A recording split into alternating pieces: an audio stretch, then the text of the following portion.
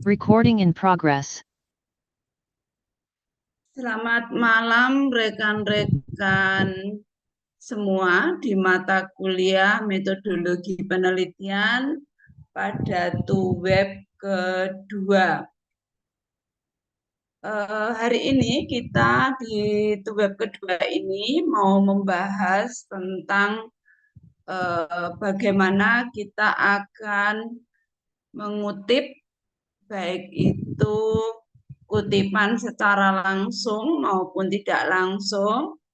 Kemudian nanti sedikit kita mau mengulas mengenai materi minggu yang lalu tentang proposal penelitian, kemudian juga gaya selingkung di dalam proposal penelitian. Baik, untuk mempermudah saya share dulu PPT-nya. Sebentar.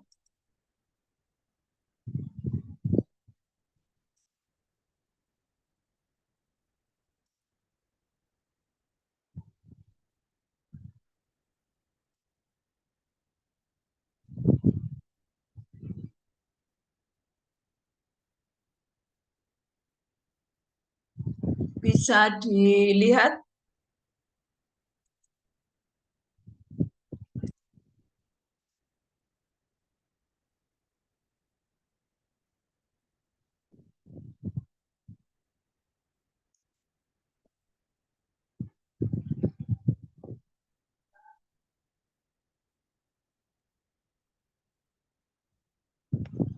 Sebentar.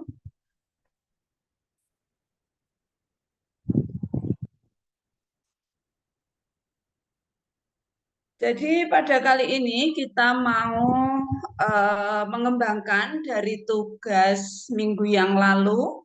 Kita membuat topik, kemudian mencari referensi baik dari artikel, jurnal maupun dari buku. Kemudian pada malam hari ini kita mau membahas beberapa hal tentang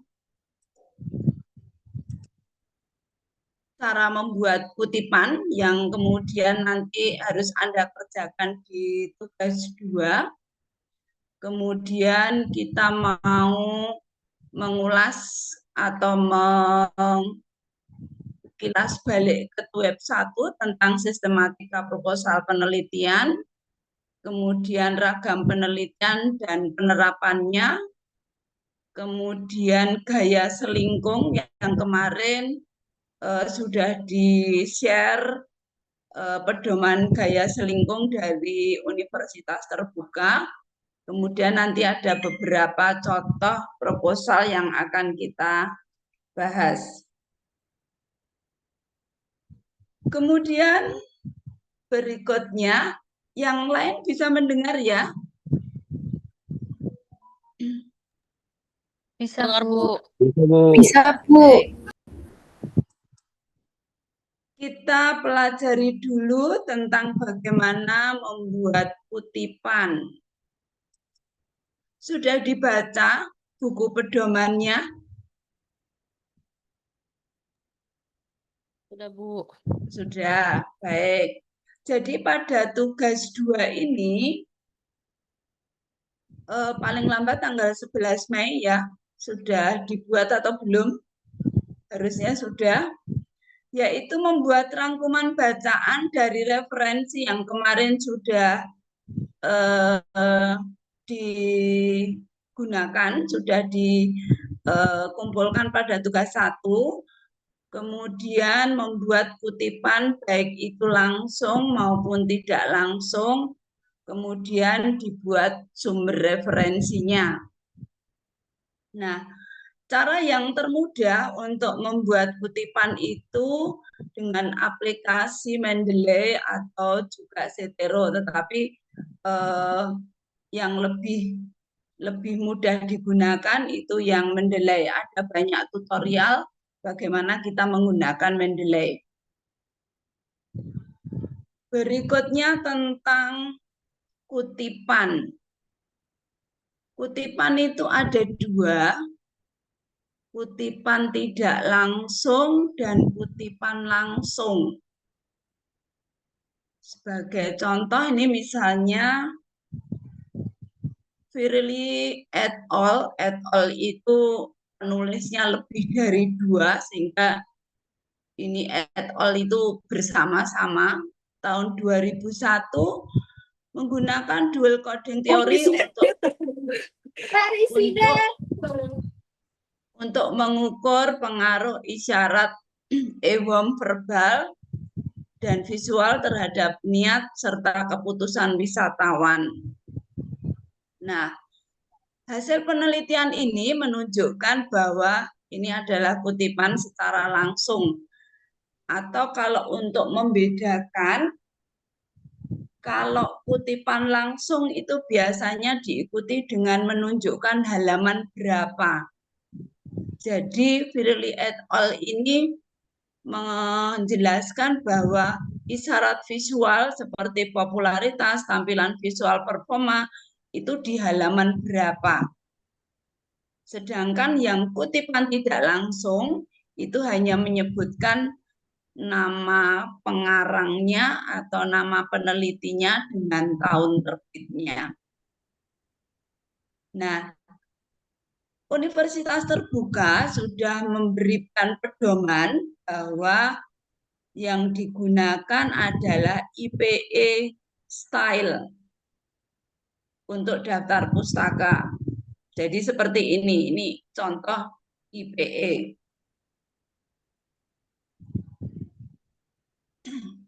Atau contoh yang lain misalnya kalau untuk memudahkan misalnya bentar.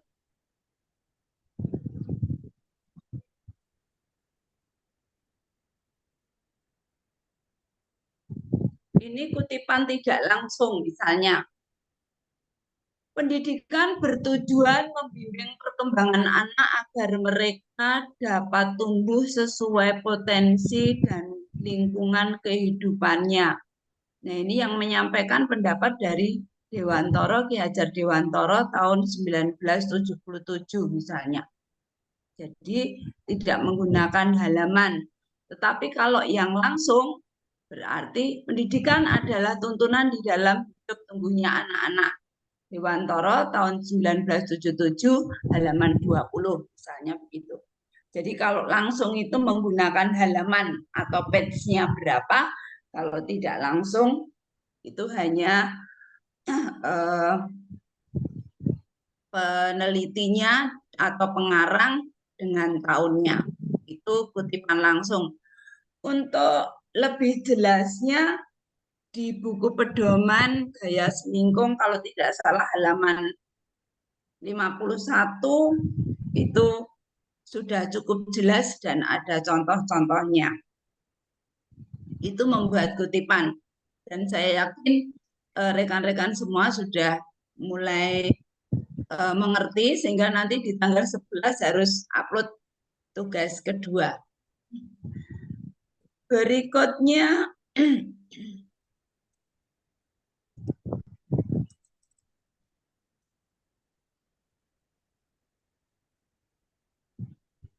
mengenai proposal penelitian, sistematika proposal penelitian. Kenapa ini kita bahas lagi? Karena pada dasarnya output atau outcome di mata kuliah metode penelitian ini supaya kita bisa membuat atau mengupload proposal penelitian. Sehingga perlu saya jelaskan sekalian, kalau misalnya masih sempat di tugas 2, itu sekalian saja bab 1 sekaligus Anda belajar dengan cara mengutip. Menurut A, tahun 2010, misalnya menunjukkan bahwa penelitiannya apa. Sehingga di tugas 2 Anda sudah bisa membuat bab 1 dengan contoh kutipan dengan referensi yang sudah Anda kerjakan kemarin di tugas 1.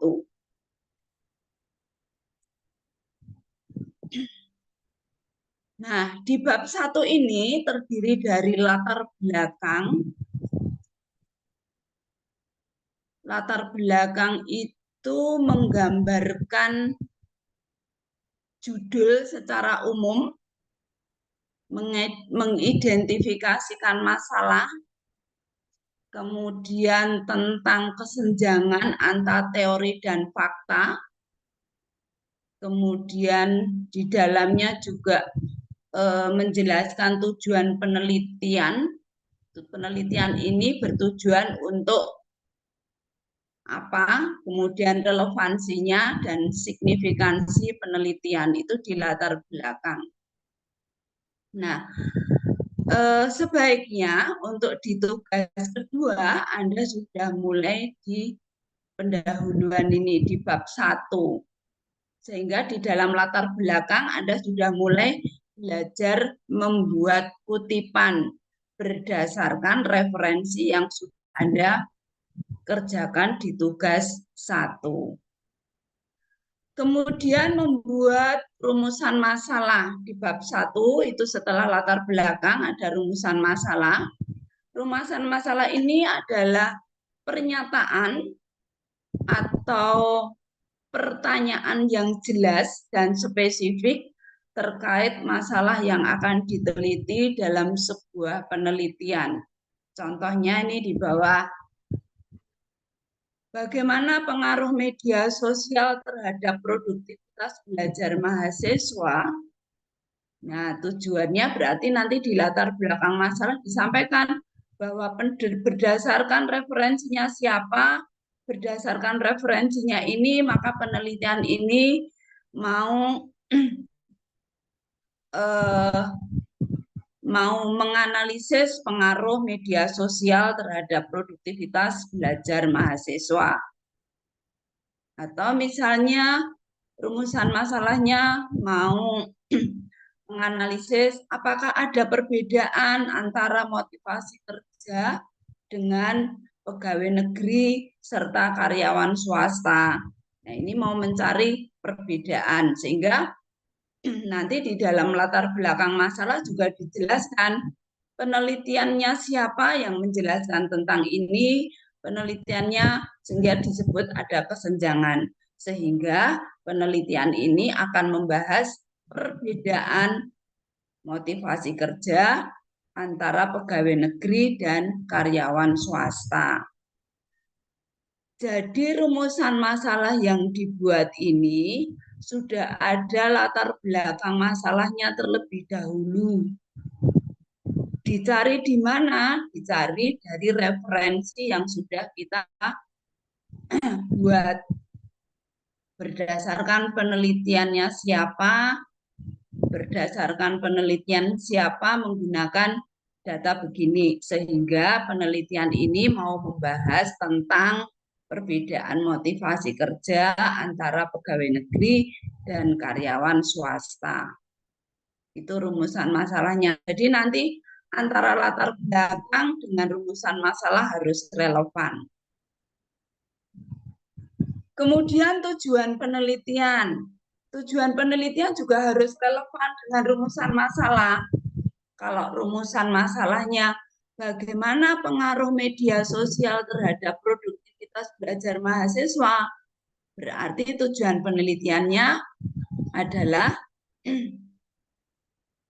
penelitian ini akan menganalisis pengaruh media sosial terhadap produktivitas belajar mahasiswa. Atau kalau yang satunya, penelitian ini akan menganalisis perbedaan motivasi kerja antara pegawai negeri dan karyawan swasta. Jadi ada relevansinya antara latar belakang masalah, rumusan masalah, dan tujuan penelitian. Kemudian di dalam proposal penelitian di bab 1 juga memuat tentang manfaat penelitian. Manfaat penelitian ini manfaat baik itu secara teoritis maupun secara praktis. Nah, biasanya di dalam manfaat penelitian itu disampaikan secara teoritis dan praktis. Hasil penelitian ini diharapkan berguna untuk misalnya untuk kita yang nulis, misalnya untuk menambah pengetahuan dan seterusnya. Kemudian untuk program studi manajemen sebagai bahan referensi di dalam membuat penulisan skripsi. Kemudian untuk fakultas misalnya untuk peningkatan kualitas pembelajaran dan seterusnya. Itu untuk manfaat penelitian. Jadi secara teoritis dan secara praktis manfaatnya untuk kita, untuk program studi maupun untuk fakultas, atau bisa juga dengan untuk tingkat universitas. Sampai di sini ada pertanyaan mungkin tentang bab 1.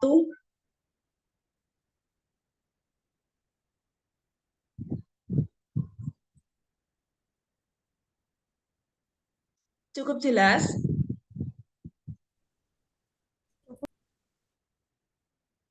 Jelas ya, kemarin sudah membuat kerangka, tinggal nanti dikembangkan untuk tugas 2. Ada pertanyaan sebelum saya lanjutkan? Tidak ada, Bu.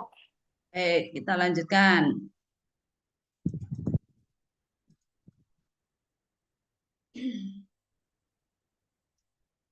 Kemudian di bab 2 dari proposal penelitian kita itu memuat tentang tinjauan pustaka.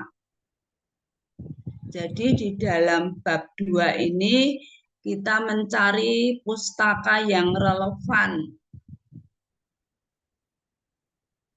mengevaluasi sumber pustakanya, mengidentifikasi temanya, kemungkinan dari pustaka yang kita cari itu ada kesenjangan. Penelitian A mengatakan demikian, penelitian B mengatakan demikian, kok berbeda. Nah, itulah kesenjangan. Atau mungkin tidak sepakat, oh teori itu kan mengatakan begini, kita tidak sepakat kalau itu dijadikan hasil penelitiannya, sehingga perlu ditemukan kesenjangan dari referensi yang kita cari atau pustaka yang kita cari. Nah, kemudian di dalam tinjauan pustaka ini mencakup landasan teori, konsep-konsep sesuai dengan yang mau kita bahas. Kalau ini misalnya contohnya tentang pemasaran, ya pemasaran itu apa? Menurut A, yang dimaksud dengan pemasaran atau marketing itu apa? Menurut B, pemasaran adalah. Kemudian tentang digital marketing, menurut A, digital marketing adalah, nah, kemudian minat beli, ini berdasarkan dari teori yang sudah ada. Bisa dari sumber-sumber pustaka, buku yang bisa kita jadikan landasan teori di dalam membuat proposal. Itu landasan teori. Kemudian yang poin kedua juga menyertakan penelitian terdahulu. Penelitian terdahulu itu berarti kemarin kita sudah belajar mencari yang relevan dengan topik kita, yang dijadikan penelitian terdahulu. Diringkas, menurut penelitiannya A tentang digital marketing, meneliti tentang ini. Kemudian menurut penelitian B seperti apa? Itu sudah kita kerjakan di tugas 1. Nah, kalau sudah, kemudian dilihat nih, ada perbedaan pendekatan enggak? Misalnya menggunakan pendekatan kuantitatif ataukah menggunakan pendekatan kualitatif. Nah, dari ringkasan ini kemudian kita bisa merumuskan gap penelitian. Oh, ternyata ada gap. A menjelaskan seperti ini, B menjelaskan seperti ini. Misalnya nih, kalau tadi di sini setelah diteliti, A menjelaskan bahwa ternyata ada pengaruh media sosial terhadap produktivitas belajar mahasiswa. Kemudian penelitian B ternyata menunjukkan bahwa tidak ada pengaruh nih antara media sosial dengan produktivitas belajar mahasiswa. Yang satu berpengaruh, yang satu tidak berpengaruh. Ini ada gap, berarti ada gap penelitian. Kemudian di tinjauan pustaka juga memuat tentang kerangka pemikiran. Dibuat alur atau model untuk mempermudah cara berpikir kita terhadap variabel-variabel yang akan diteliti. Misalnya ini, strategi digital marketing berpengaruh terhadap persepsi konsumen, kemudian berpengaruh pada minat beli. Nah, ini dibuat diagram. Bisa jadi strategi digital marketing berpengaruh terhadap minat beli. Atau strategi digital marketing dan persepsi konsumen ini mempengaruhi minat beli. Kemudian bisa juga konseptualnya persepsi konsumen itu berpengaruh terhadap minat beli. Sehingga bisa dibuat ada beberapa rumusan masalah dari konsep yang kita buat alurnya. Jadi strategi digital marketing mempengaruhi persepsi konsumen terhadap pembelian misalnya, kemudian strategi digital marketing juga berpengaruh terhadap minat beli. Nah, bisa jadi strategi digital marketing dan persepsi konsumen bersama-sama mempengaruhi minat beli. Ini contoh kerangka pemikiran. Nah, ini tinggal nanti mengganti kita tergantung variabel yang mau kita pakai apa. Ada pertanyaan di tinjauan pustaka?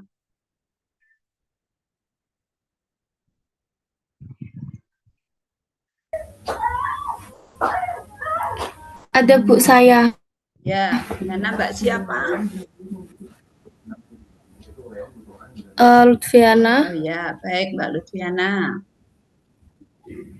Untuk yang penelitian terdahulu itu kan sudah dibuat di yang tugas 1. Berarti nanti pas di bab 2-nya tinggal ditempel aja Bu, di copy Betul, paste. ya. Nanti ada sistematikanya Mbak, nanti tak share sistematika di dalam penulisan proposal. Nah, jadi yang sudah kita kerjakan kemarin itu memang tujuannya mau ke sini. Oh, gitu. Ya, Oke, baik. Terima kasih, Bu. sama-sama. Ada lagi yang mau bertanya?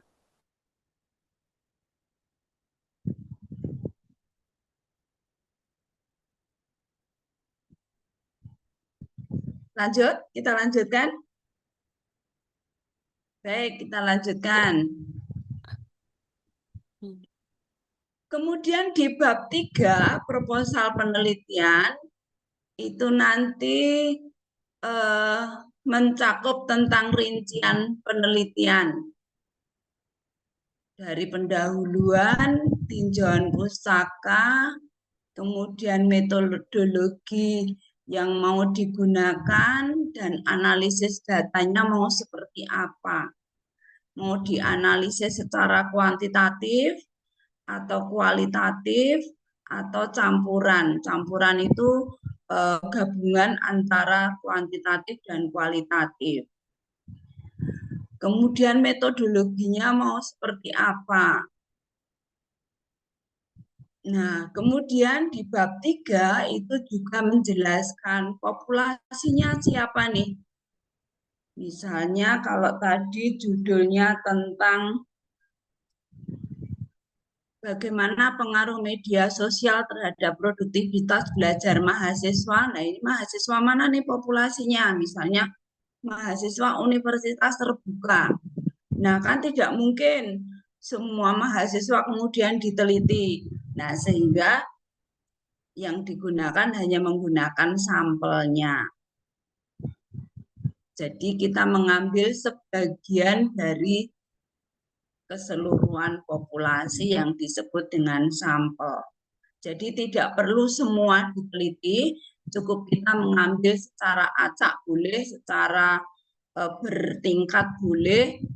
Yang jelas diharapkan nanti dengan pengambilan sampel ini sudah bisa menjelaskan keadaan dari populasi. Kemudian tekniknya seperti apa di dalam mengumpulkan data. Setelah dikumpulkan dengan teknik dengan menggunakan kuesioner misalnya, kemudian analisisnya mau kuantitatif atau kualitatif. Biasanya kalau kuantitatif menggunakan kuesioner dan bisa juga observasi. Tetapi kalau kualitatif biasanya melakukan observasi, wawancara, dan dokumentasi. Itu yang akan kita lakukan atau kita buat untuk nanti di tugas 3. Makanya mulai dari sekarang sebenarnya untuk mempermudah untuk belajar membuat kutipan sekaligus di bab 1 Anda sudah mulai membuat kutipan. Berikutnya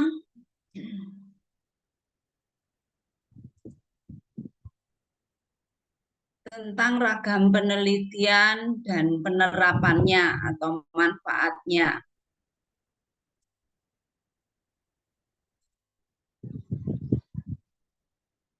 Ada penelitian kuantitatif kemarin di web 1 juga sudah dijelaskan bahwa kalau penelitian kuantitatif itu metode penelitian yang berfokus pada pengumpulan informasi dan dilengkapi dengan analisis data yang sifatnya numerik.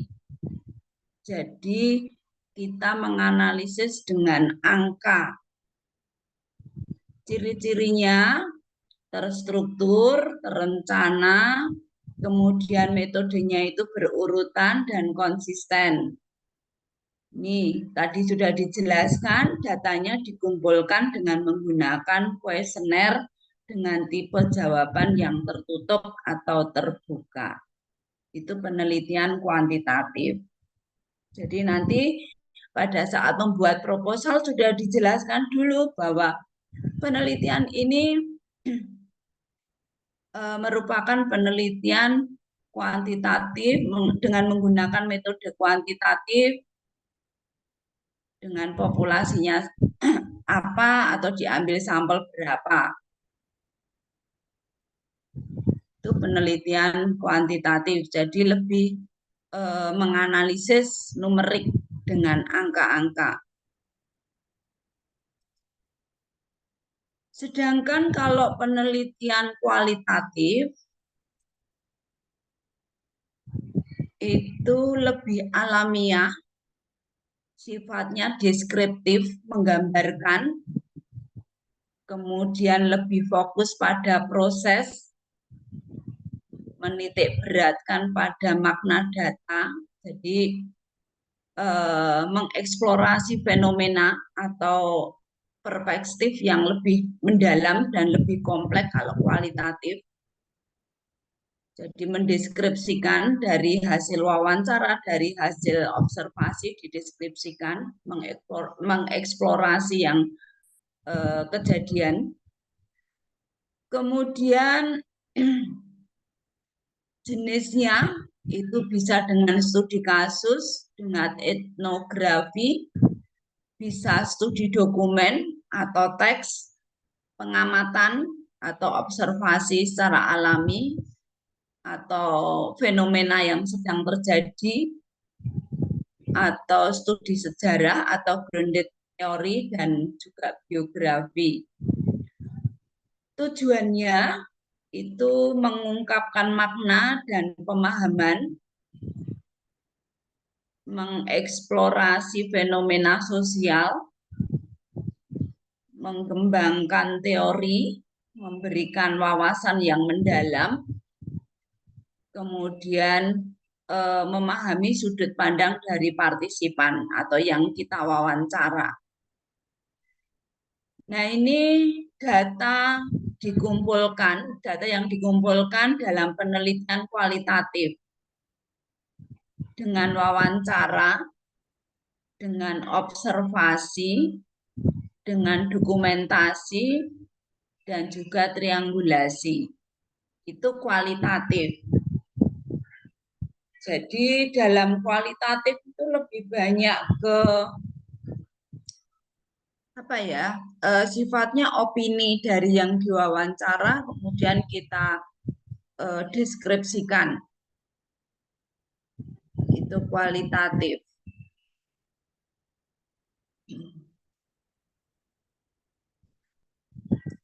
Berikutnya, kalau penelitian campuran itu kombinasi antara kualitatif dan kuantitatif. Kenapa kalau metode penelitian campuran itu dipilih? Jadi untuk meningkatkan akurasinya, bisa menggambarkan lebih lengkap lagi, bisa melihat kekuatan dan kelemahan. Itu kalau penelitian campuran. Itu ragam penelitian ya, ada penelitian kuantitatif, penelitian kualitatif, dan penelitian campuran. Berikutnya tentang gaya selingkung atau format penulisan proposal penelitian.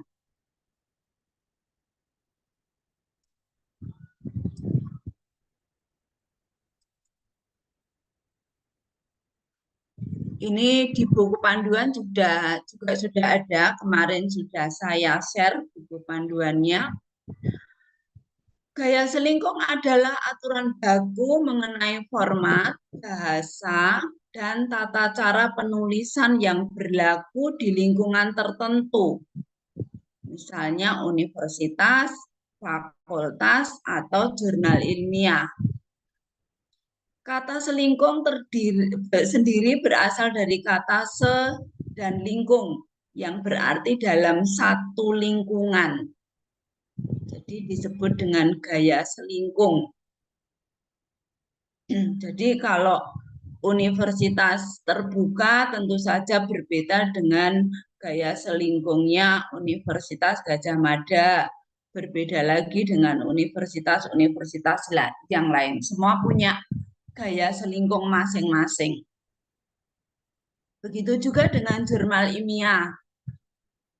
Jurnal ilmiah yang satu mungkin mempunyai gaya selingkung yang berbeda dengan jurnal ilmiah yang lain. Tujuannya apa? Kok kita perlu memahami tentang gaya selingkung? Supaya seragam di dalam menulis, menyusun karya ilmiah itu supaya seragam, baik dari proposalnya, skripsinya, tesisnya, jurnalnya, itu supaya seragam. Kemudian memudahkan pembaca dan penilai dalam memahami isi dan struktur tulisan. Kalau jurnal kan pasti ada reviewernya, nah itu memudahkan karena seragam, yang dibaca seragam. Kemudian gaya selingkung juga bertujuan untuk menunjukkan identitas lembaga. Nih, seperti tadi sudah dijelaskan, Universitas Indonesia berbeda dengan Universitas Gadjah Mada, berbeda lagi dengan universitas terbuka.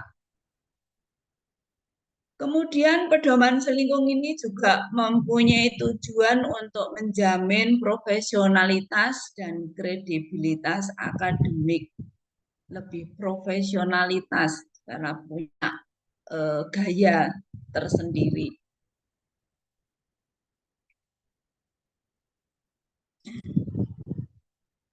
Nih, dari segi bahasanya harus mempunyai karakteristik objektif, jelas, singkat, formal, akurat, konsisten, dan tidak memuat unsur sara. Kemudian prinsip penggunaan bahasanya harus sesuai dengan KBBI. Istilah teknisnya, kemudian supaya menghindari pengulangan, bahasanya bersifat emotif,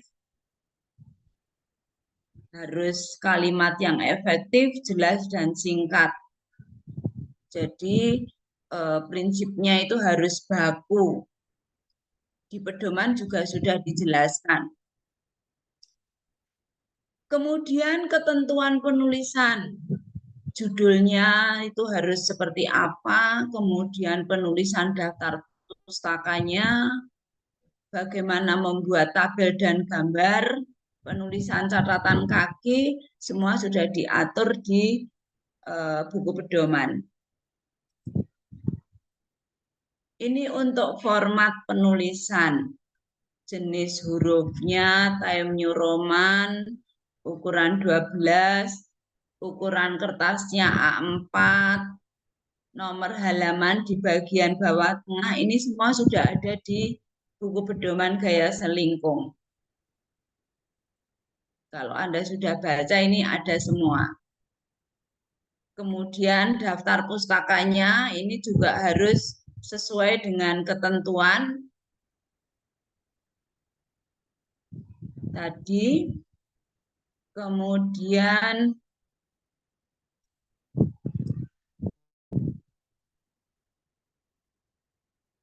ini ada contoh sampul proposal penelitian di buku pedoman juga sudah ada.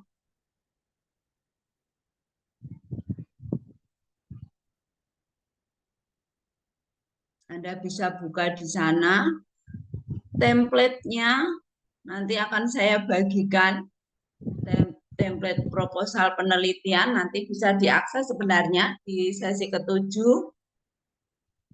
di tugas ke-4. Ini mengenai proposal yang sudah final.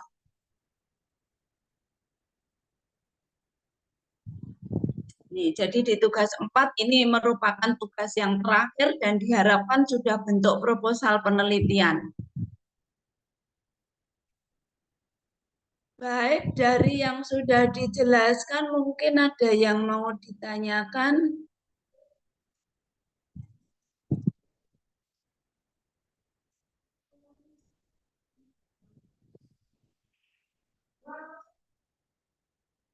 Nanti ini ada semua di buku pedoman ya. Ya, baik Bu. Ya, kemudian Bu.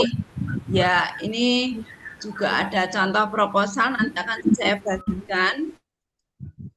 Kemudian untuk rujukan tambahan ini di halaman 53 dan halaman 56. Baik, di sini ada pertanyaan atau tidak?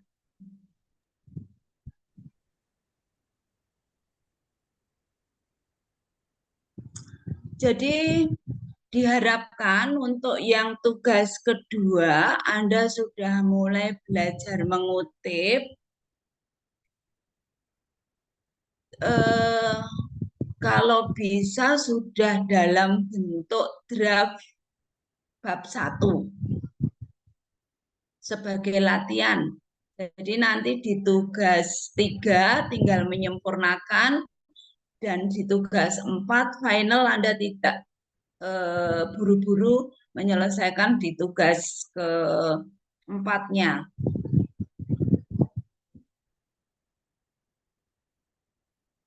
Mungkin ada yang sudah menyelesaikan bab 1? Ada yang sudah menyelesaikan bab 1?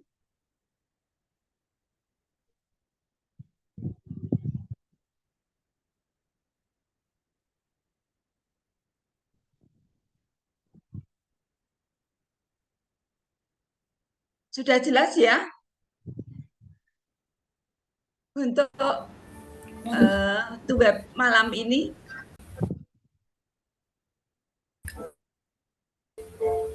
Sudah. Sudah ya? Ya, yang jelas karena ini sekedar teori. Gimana?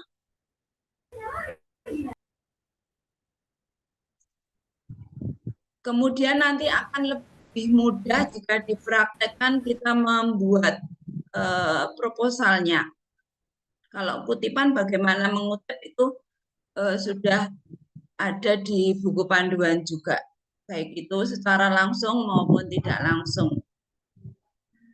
Baik, kalau tidak ada pertanyaan, saya akan memberikan ulasan, tidak menilai ya, memberikan ulasan pada tugas 1. Ada beberapa tugas 1 yang saya ambil secara acak, saya tidak memilih, sekedar untuk belajar kita semua.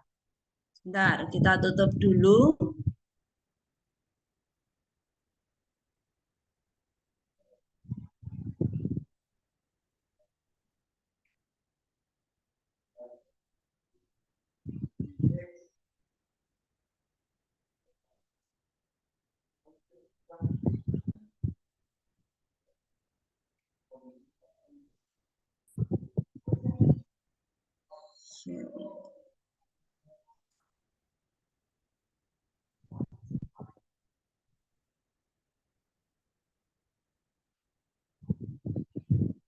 Apakah kelihatan?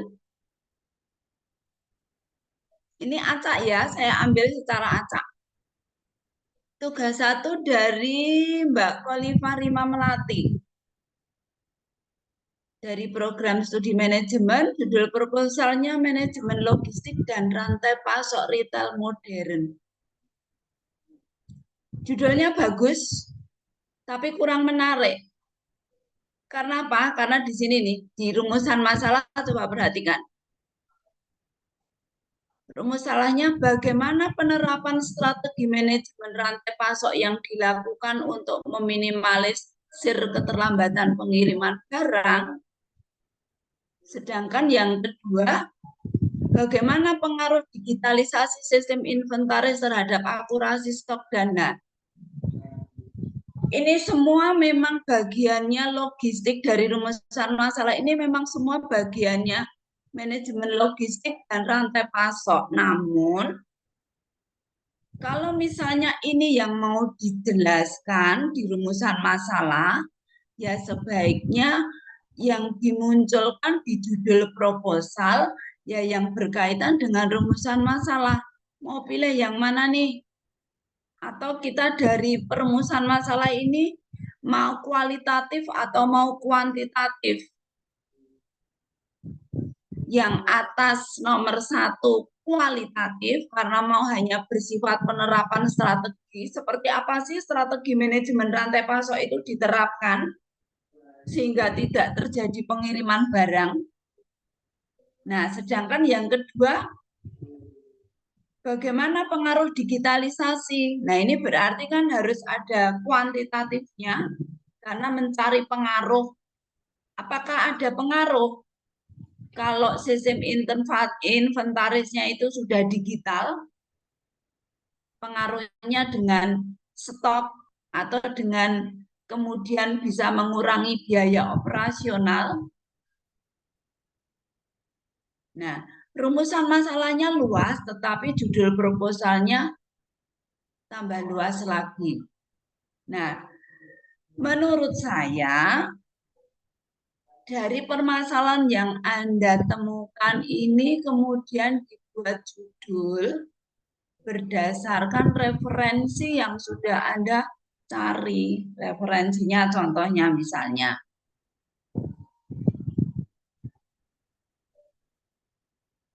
Nih, artikelnya Setiawan B.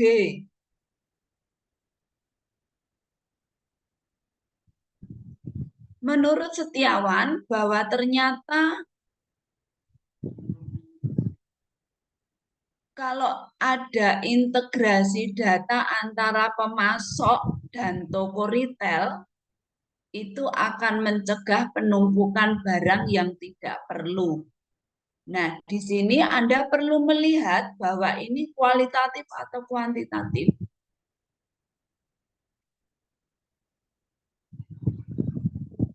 Nah, kalau referensinya ini yang sesuai dengan rumusan masalahnya yang mana ini?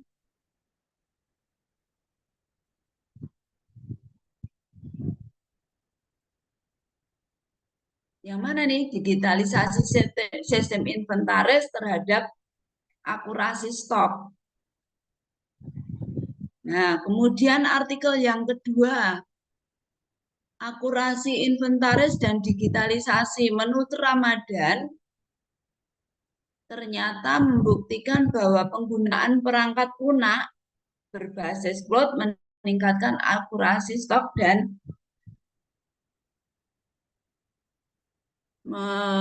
meningkatkan akurasi data stok sehingga 30% dibanding sistem manual. Jadi sistem digitalisasi memang sangat-sangat diperlukan. Nah, kemudian kita kembali ke judul. Nah, kalau judulnya seperti ini nanti menjadi seperti buku. Kita mau membuat buku manajemen logistik dan rantai pasok retail modern. Nah, sedangkan ini karya ilmiah. Kita mau membuat penelitian. Kalau mau membuat penelitian berarti lebih ke ini. Judulnya pengaruh digitalisasi sistem inventaris terhadap akurasi stok dan pengurangan biaya operasional, atau pengaruh digitalisasi sistem inventaris terhadap ini, atau pengaruh digitalisasi sistem inventaris dan akurasi stok terhadap pengurangan biaya operasional. Nah, dari ketiga ini penting semua, namun Anda lebih mudah mendapatkan data yang mana. Gitu ya, Mbak Khalifa. Jadi judulnya disesuaikan dengan rumusan masalahnya. Baik, Bu. Ya, Ini, Bu, satu lagi. Atau ada yang mau ditanyakan? Ada, Bu. Ya, sebentar. Satu dulu. Ini referensinya sudah mendekati betul tentang dari ketiga rumusan masalah. Mungkin ada yang mau ditanyakan. Sudah, Bu. Tadi sudah cukup mengerti untuk materinya. Untuk selanjutnya saya perbaiki lagi, Bu, untuk rumus Oh ya, tapi sudah jelas ya? Iya, Bu, sudah. Ya, baik. Oh, Satu lagi.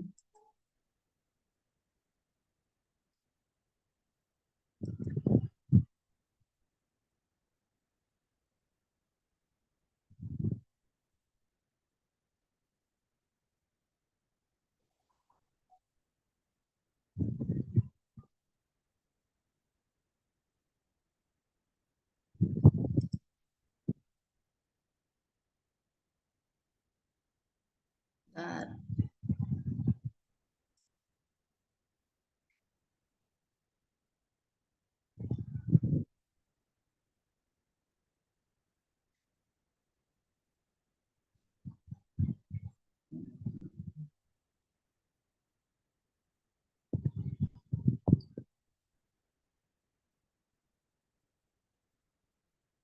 Ini tugasnya Mbak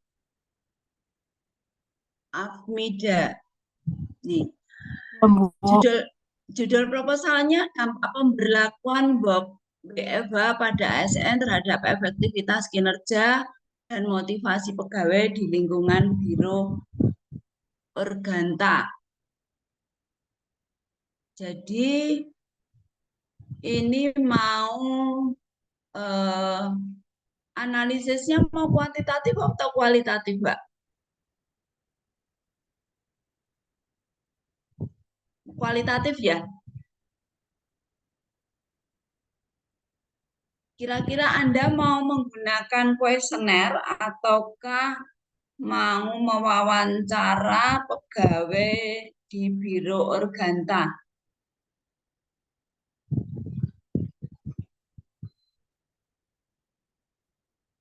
Atau membagikan kuesioner?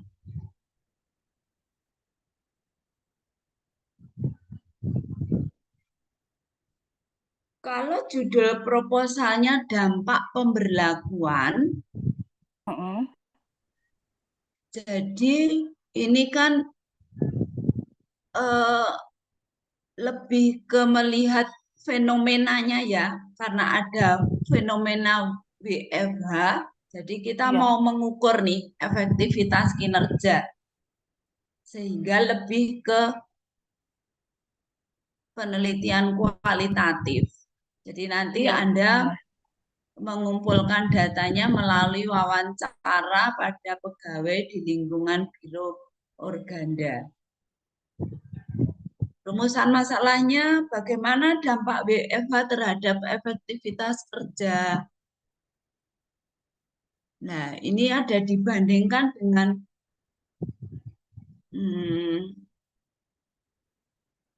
nih, jadi dibuat simpel aja, Mbak.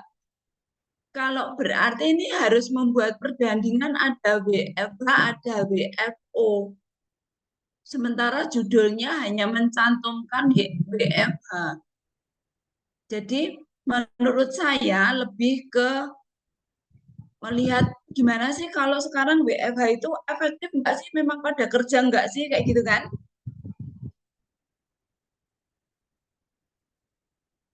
Jadi kalau ini tidak usah dibandingkan dengan WFO. Jadi bagaimana dampak WFH terhadap efektivitas hasil kerja? Kemudian bagaimana dampak? Loh, ini ada yang nomor 2, Mbak. Coba perhatikan bagaimana dampak work from home terhadap work-life balance. Padahal di judul tidak ada. Di judul tidak ada work-life balance. Jadi coba diperhatikan di judul proposal pemberlakuan WFH. Ini variabel 1, kemudian kinerja, kemudian motivasi pegawai, ya. Berarti yang di rumusan masalah juga hanya ini pemberlakuan WFH, efektivitas kinerja, dan motivasi pegawai. Nanti kalau di sini di dalam perumusan masalahnya ada ini, nanti tidak relevan dengan judul. Jadi lebih baik bagaimana dampak WFH terhadap motivasi kerja ASN. Oh iya, Bu. Berarti yang kedua motivasi ya, Bu, tergantung ini. Ya, betul. Sesuai dengan Nah, disesuaikan ya nanti ya. Tuh. Baik, Bu. Contoh berikutnya.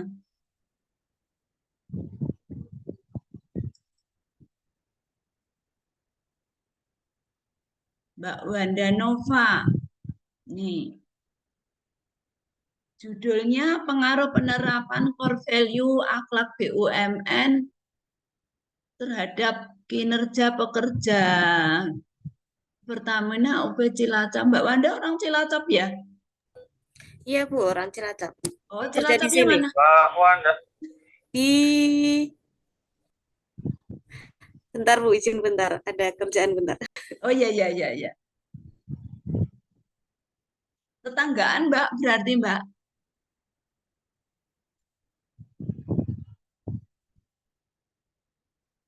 Berarti Tapi aku lagi shift sore soalnya. Oh iya ya, nggak apa-apa. Ah, kita tetangga dekat, Mbak. Oh, karena Bu saya asalnya dari Jawa Timur sebenarnya. Di sini kerja Ya. aja. Oh ya, maksudnya Bu Hari juga di Cilacap. Saya tinggalnya di Rinjani, Bu. Oh, di Rianjine. Oh ya, Bu Hari di Jalan Bisma. Oh ya, Ya. pernah lewat situ. Heeh. Jadi ini pengaruh penerapan core value akhlak BUMN. Nah ini akhlak BUMN yang dimaksud ini apa? Kantor kah? Atau apa ini Mbak? Akhlak. Jadi sebenarnya nanti itu kan core value-nya BUMN ada amanah, loyal. Oh, Ya, jadi anu ya tiap apa? singkatan gitu. Oh ya.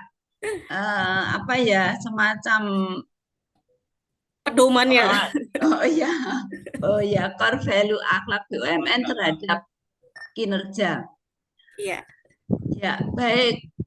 Berarti kalau judulnya pengaruh, berarti Anda harus menentukan nih besok kira-kira memang penerapan core value ini berpengaruh enggak terhadap kinerja. Aku bisa diulangin?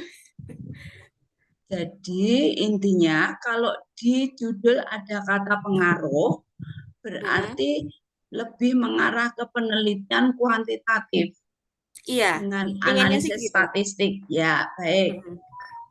Terus di rumusan masalah bagaimana pengaruh penerapan ini terhadap kinerja? Bagaimana pengaruh? Jadi Ya, di jadi rumusan bukan di rumusan masalah. Jadi bukan bagaimana penerapan core value-nya. Nah, kalau kalau mau menjelaskan bagaimana penerapan core value akhlak BUMN itu nanti di latar belakang masalah pentingnya core value akhlak. oke. Ya, gitu ya. Ya, Jadi ya. bagaimana? Kalau boleh, kalau bisa ditambah satu variabel lagi, Mbak, biar tidak hanya satu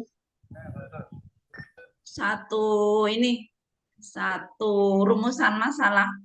Oh ya, nanti coba dicari dulu. Oh ya, diingatkan untuk presensi di kolom chat ya. Nama sama NIM. Ya, Biar baik, nanti Bu. bisa untuk laporan baik. Itu ya, jadi rumusan masalahnya bagaimana pengaruh titik-titik seperti judul. Gitu ya. Oke, Bu, siap. Kemudian sudah pernah ada yang ini ya, sudah pernah ada yang meneliti ya. Iya, di Terus tiap instansi ada. ya. Oh ya. Oke. Coba nanti dibetulkan kemudian mulai dengan bab 1 supaya mempercepat nanti tugas 3 dan tugas 4 ya. Oke, Bu, siap. Oke, baik. Satu lagi. Mumpung masih banyak waktunya. Bentar.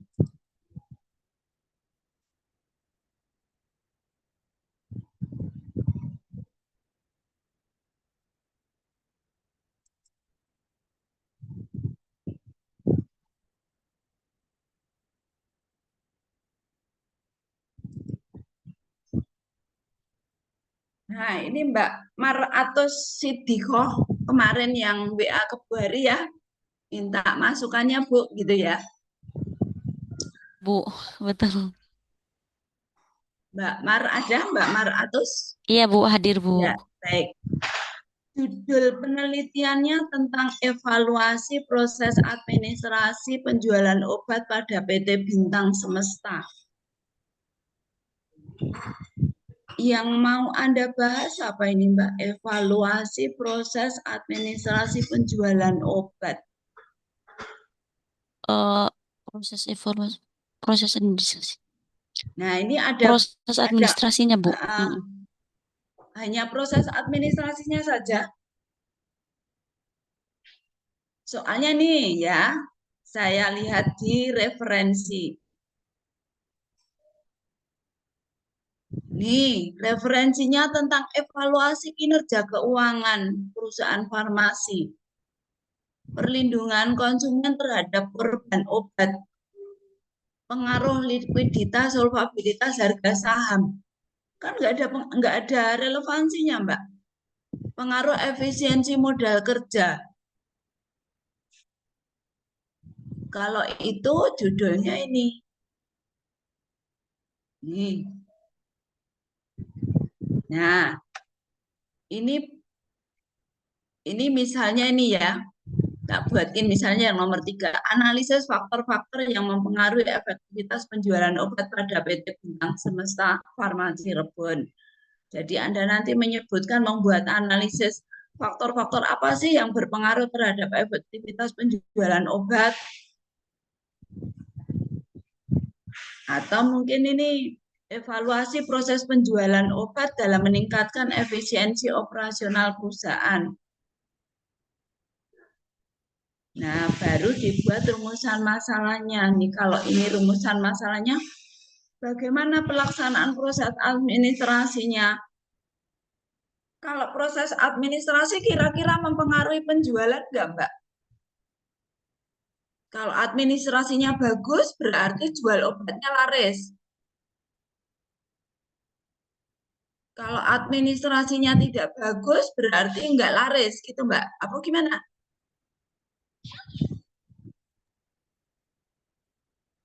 Nah, itu jadi harus diperhatikan ya. Misalnya tentang penjualan obat. Nah, berarti ini analisis faktor-faktor yang mempengaruhi efektivitas penjualan obat pada PT ini. Jadi Anda melihat PT ini apa sih yang menyebabkan kok penjualannya itu sangat efektif, biar penjualan obatnya itu efektif. Oh, dengan sistem diskon berapa persen misalnya.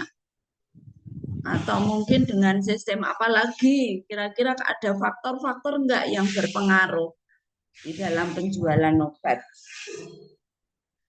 Karena saya lihat di referensi, ini juga belum pas. Saya share ya caranya ya, untuk referensinya biar apa? Biar pas. Coba bentar.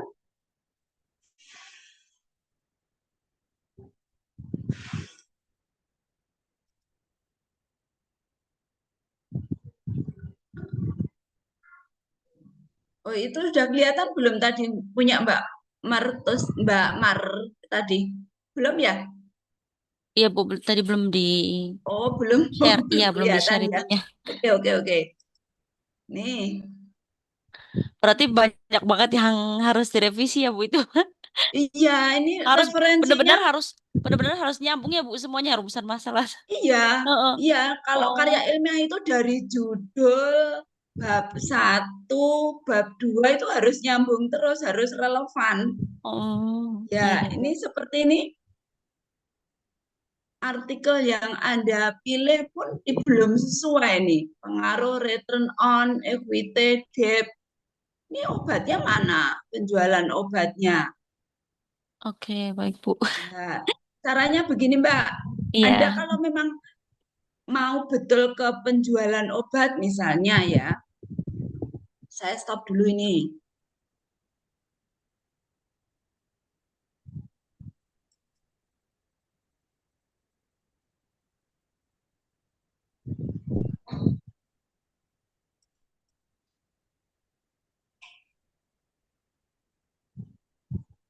Oh, kok nggak bisa?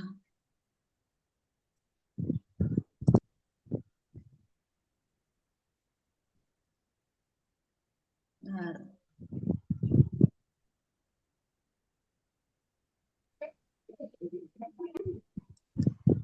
Iya, buka Google. Kemudian ketikkan Scholar, Google Scholar.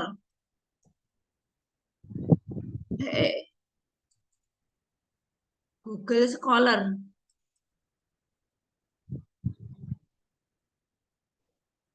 Nah, ketikkan di sini penjualan obat atau faktor-faktor apa ya? Coba di penjualan obat dulu misalnya.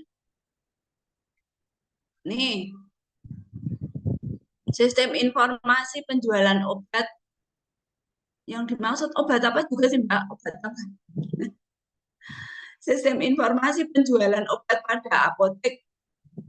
Nah, Iya, apotek kemudian kalau atau distrik rancang bangun PBF. sistem informasi penjualan obat berbasis website, ya kan banyak kan?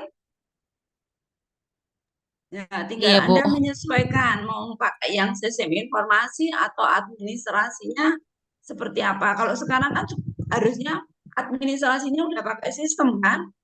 Iya, Bu. Udah. Ya, coba diperbaiki lagi. Ya, baik, Bu. Terima kasih, Bu. Baik. Ternyata. Segera ya, kalau bisa di tanggal 11 terakhir harus upload tugas 2 sudah mulai bab 1 saja. Ya, Ya, baik, nanti Bu. saya bisa koreksi, nanti di tugas 4 sudah fix semua.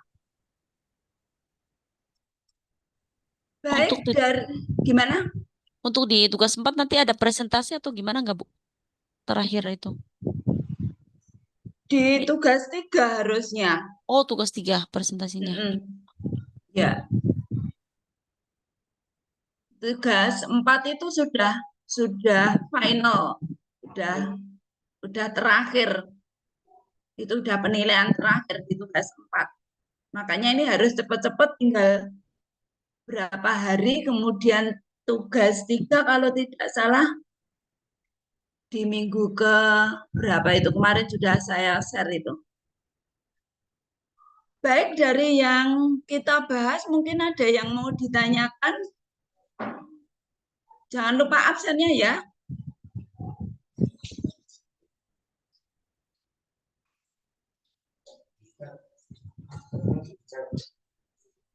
Bu, mau menanyakan ini sih, Bu. Biasanya apa aja sih, Bu, kesalahan yang sering terjadi dalam tinjauan pustaka, Bu? Dalam Daftar tinjauan pustaka. pustaka, oh ya, satu hal kalau di dalam tinjauan pustaka itu kan kita mengutip ya. Nah, untuk mempermudah, mengutipnya menggunakan aplikasi APA Mendeley dengan stylenya APA sesuai yang di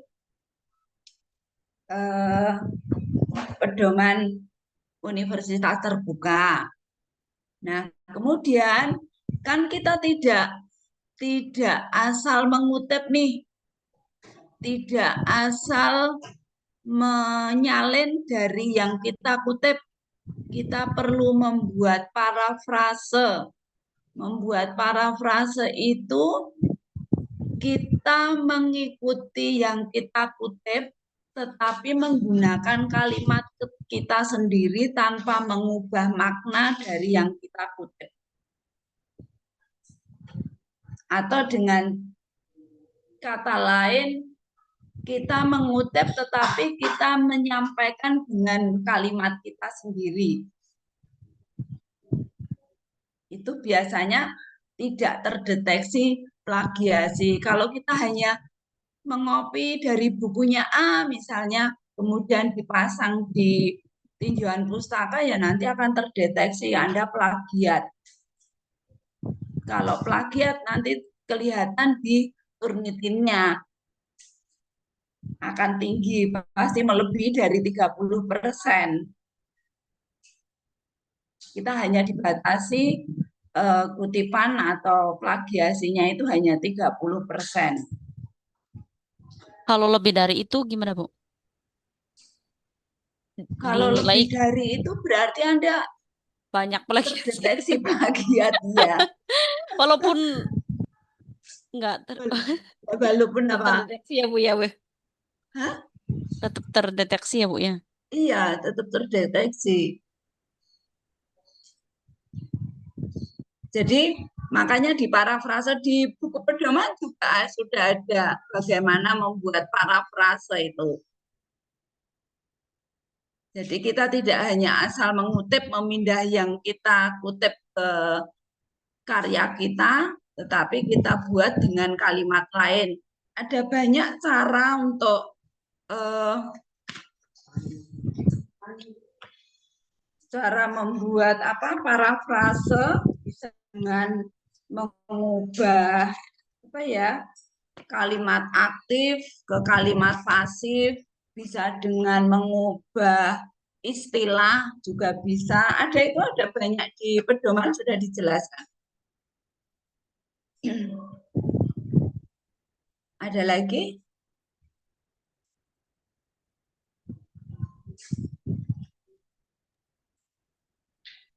Kalau itu sih Bu, instrumen apa yang digunakan untuk mengumpulkan data dalam penelitian kuantitatif, Bu? Gimana? In- Untuk in- mengumpulkan data dalam penelitian kuantitatif. iya, Ya, dengan kuesioner. Sekarang kuesioner juga banyak. Anda mau menurut siapa kuesionernya siapa? Ahli yang terdahulu misalnya ada. Tinggal mau pakai referensinya siapa. Coba Mbak Mar tadi, Anda ini mau pakai subjek penelitiannya di tempat Anda kerja. iya betul Bu. Di mana? Di Cirebon Bu. Di Cirebon, di PT Bintang itu Semesta Farma, ya Bintang distributor itu obat. bergerak di distributor obat. Iya betul Bu. Oh, distributor obat. Berarti bisa juga dengan digital marketing. Kok enggak digital marketing, kalau penjualan obat berarti ya dengan gimana dilihat dari SDM-nya misalnya, pengaruh kualitas pendidikan terhadap penjualan, misalnya kalau kualitasnya atau kualifikasinya rendah itu tingkat penjualan, atau mungkin yang lain, variabel yang lain yang bisa mempengaruhi penjualan obat. Apa Mbak dicari? Dilihat dari segi SDM-nya misalnya, atau mungkin dari sistemnya, kepuasan kerja terhadap penjualan obat.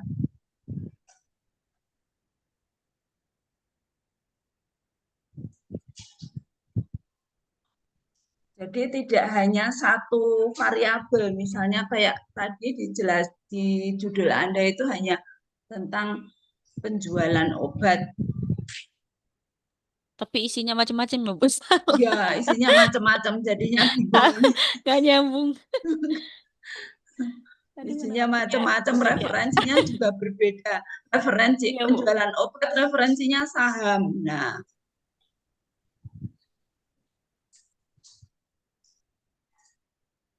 gitu. Ya. Terus yang lain ada yang mau bertanya? Maaf Bu, Ya, Mbak izin Siti. bertanya untuk tugas 2. Kan tadi kata Ibu sekalian sama bab 1 ya. Ya, betul. Berarti kutipan sama bab 1 itu disatuin dulu dalam satu file. Ya, kan membuat bab 1 nih. Membuat bab 1 itu kan tadi sudah dijelaskan latar belakang masalahnya. Apa ini, judul ini kok penting, kenapa? Oh, berdasarkan A. Nah, sekalian ngutip. Contoh ya, contoh nih, contoh. Bentar. Saya carikan contoh dulu.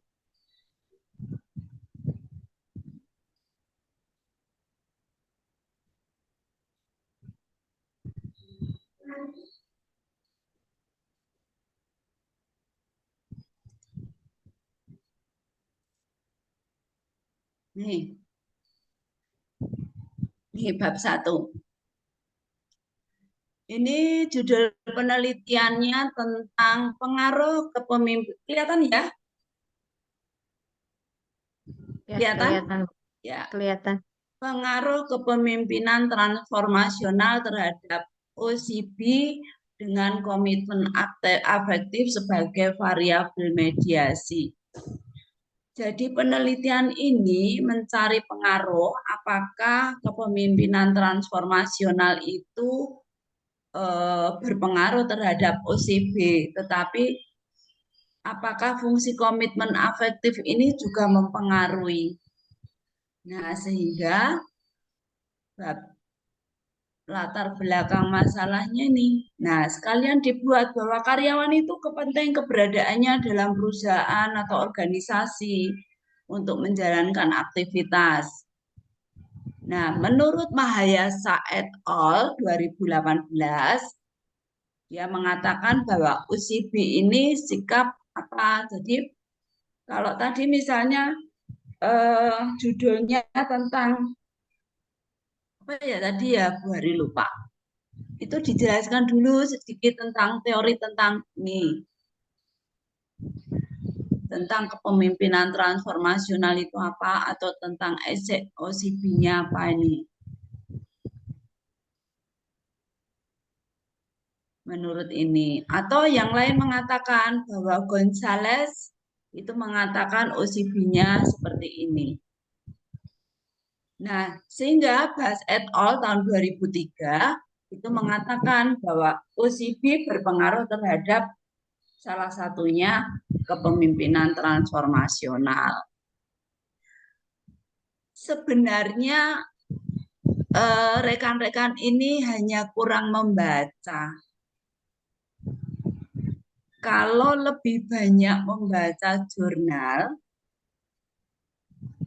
pasti akan mudah membuat latar belakang masalah. Nih, jadi dibuat saja, sekalian nanti nih kita belajar mengutip, ini dikutip. Oh, menurut Diriken dan Erdil tahun 2016 itu OCB adalah sikap karyawan dalam bekerja yang dapat mempengaruhi keberhasilan organisasi. Tuh. Kemudian dikatakan bahwa ternyata ini juga dipengaruhi oleh komitmen efektif. Bisa ya? Untuk mempermudah nanti tugas 3 dan tugas 4.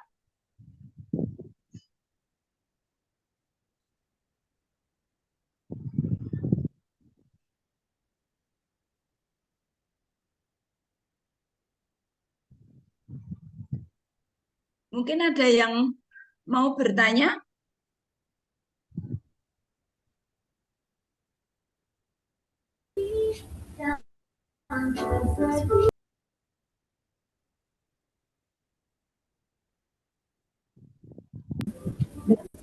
Saya, Bu. Boleh. Untuk aplikasi Mendeley itu ada linknya? Ada atau apanya? bisa ada linknya buat download? Atau bisa lewat Play Store? Mendeley. Ada coba Mbak, di YouTube-nya Bu Hari ada itu tutorial Kemarin untuk. sudah saya coba tapi kok nggak bisa. Nggak bisa. Iya. Sebentar, saya share dulu ini.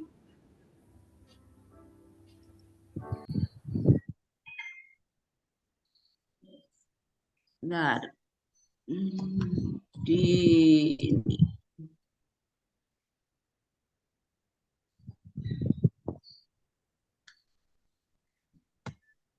Tadi ada kok. Mendeley.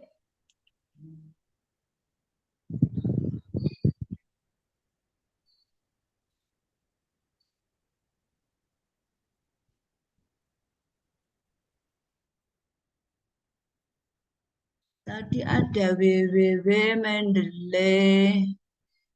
Bentar.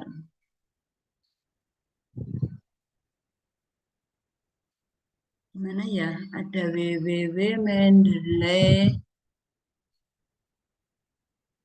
Coba ikuti YouTube-nya Bu Hari, nanti kan bisa mencari referensi. Install Mendeley. Jadi itu diinstal dulu ya aplikasinya, jadi baru bisa untuk membuat nih. Ada di www Mendeley. Bentar. Mana ya?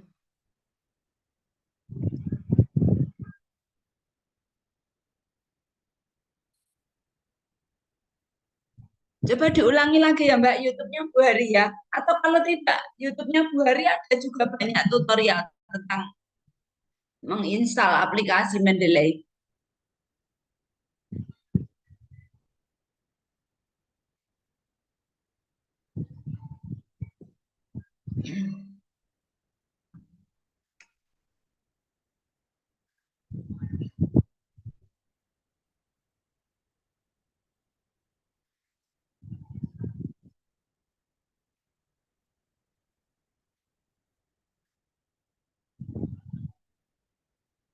Bentar.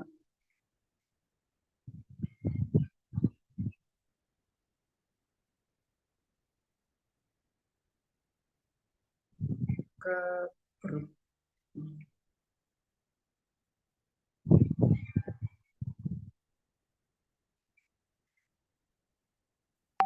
Coba Mbak dicoba itu di grup ya, di grup Metopen.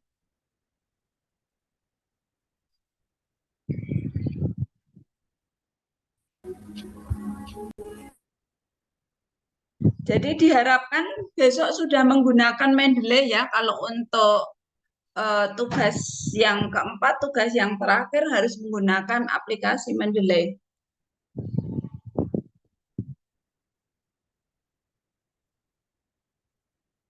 Ada lagi yang mau ditanyakan?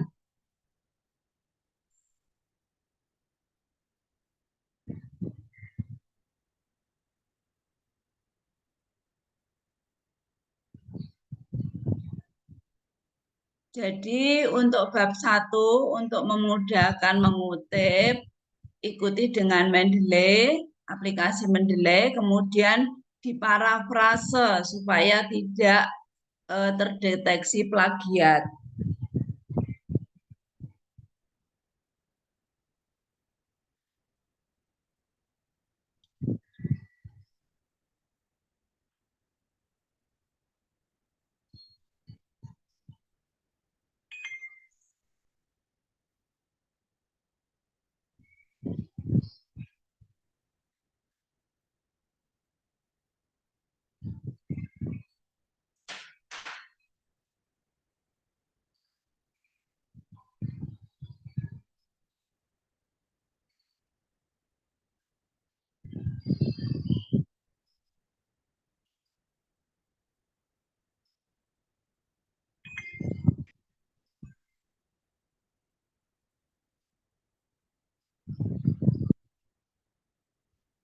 Baik, ada pertanyaan lagi?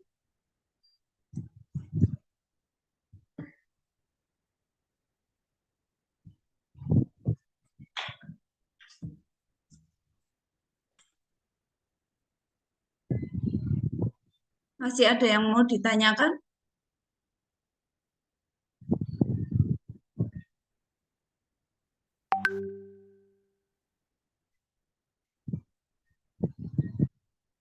Kira-kira sudah jelas atau belum?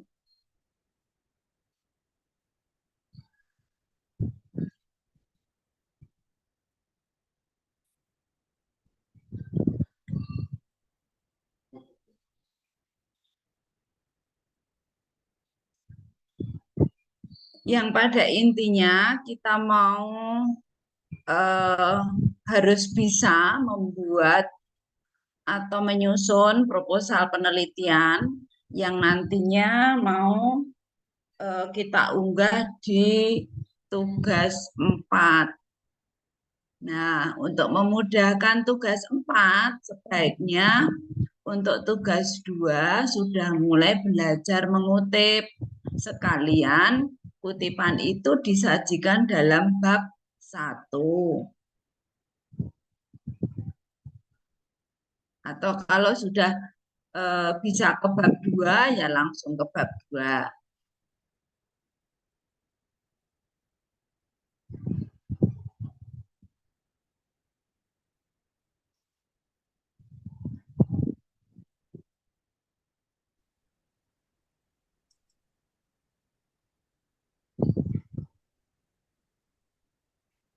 Ada lagi yang mau ditanyakan?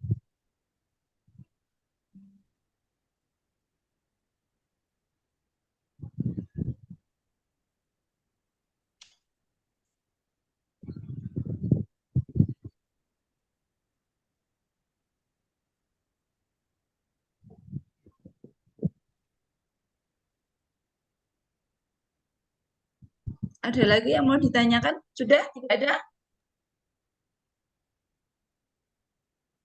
Halo, Iya, Bu. apakah masih Soalnya didengar? mungkin bingung sih, Bu, mau yang Bingungnya mau di mana? ditanyakannya. Bingungnya di mana? Waktunya masih banyak. Bingungnya gimana? Jadi kan hari ini kita membahas tentang bagaimana mengutip. Ada kutipan langsung, ada kutipan tidak langsung. Nah, kemudian karena tugas kita itu nanti outcome-nya adalah proposal penelitian, sehingga sekarang tugasnya untuk memudahkan tugas-tugas 3 dan tugas 4, mulailah kutipan itu disajikan di bab 1 yang nanti dikumpulkan paling lambat tanggal berapa? Tanggal berapa? 11 ya. 11. Ya. Ya, bingungnya di mana? Caranya mengutip.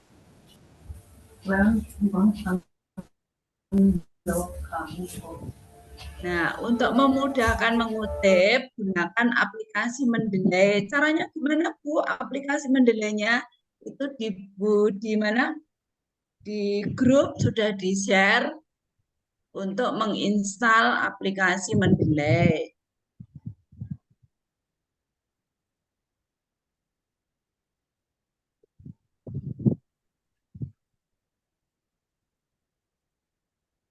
Ya, bingungnya di mana?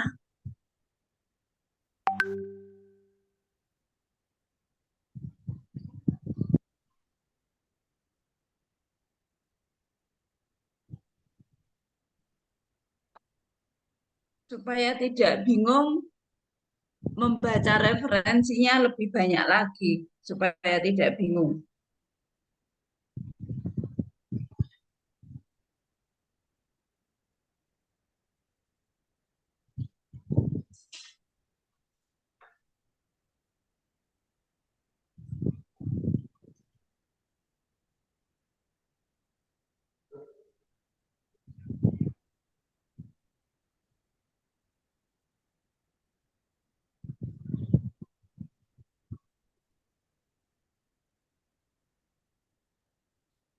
Ada pertanyaan, bingungnya di mana?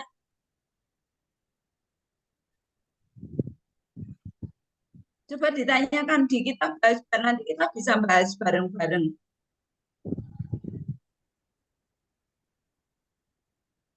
Lagi. Ada yang mau bertanya? Tidak. Mas Fadli?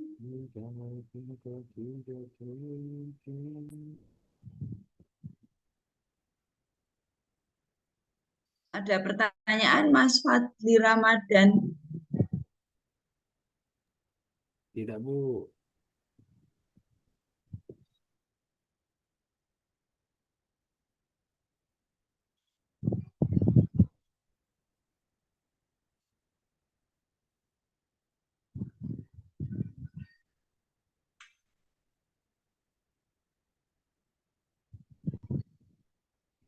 Atau yang lain dulu yang mau bertanya?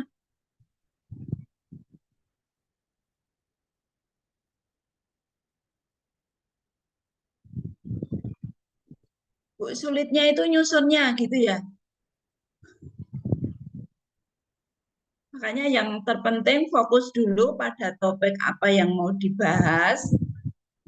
Anda punya topik sesuai dengan pekerjaan Anda, sesuai dengan fenomena yang Anda temui. Nah, baru cari referensinya. Ada yang kayak ini di Scholar referensinya, ada nggak ya ini di Scopus referensinya.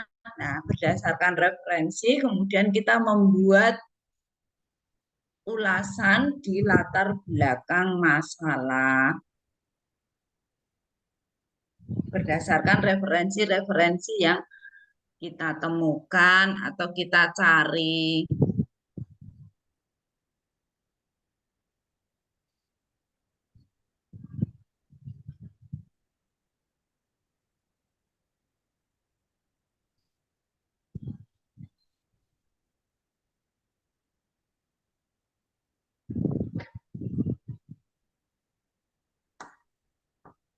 Sudah jelas atau belum? Sudah, Bu. Sudah. Dicoba, pokoknya dicoba untuk menulis. Nanti kan jadi, oh ya, seperti ini. Jurnal yang Anda temukan atau Anda cari dibaca itu, di pendahuluan itu isinya apa. Sehingga nanti Anda bisa menyampaikan latar belakang masalah, kenapa Anda mau meneliti tentang topik yang Anda pilih.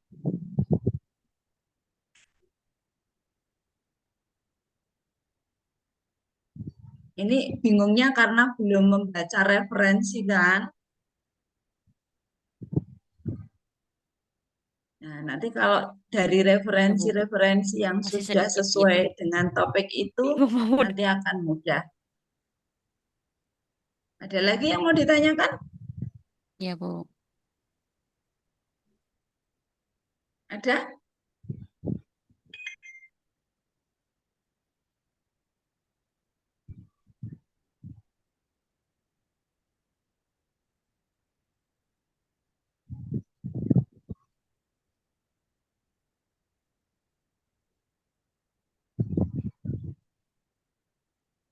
Kalau tidak ada, bisa di on cam-kan semua ini, biar nanti Bu Hari bisa screenshot kehadiran Anda semua. Bu, izinnya maaf di tempat kerja. Oh, nggak apa-apa, nggak apa-apa. Nggak apa-apa.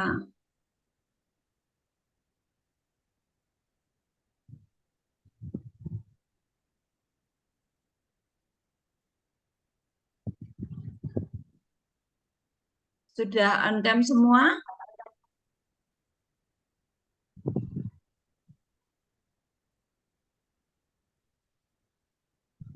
Sudah semua?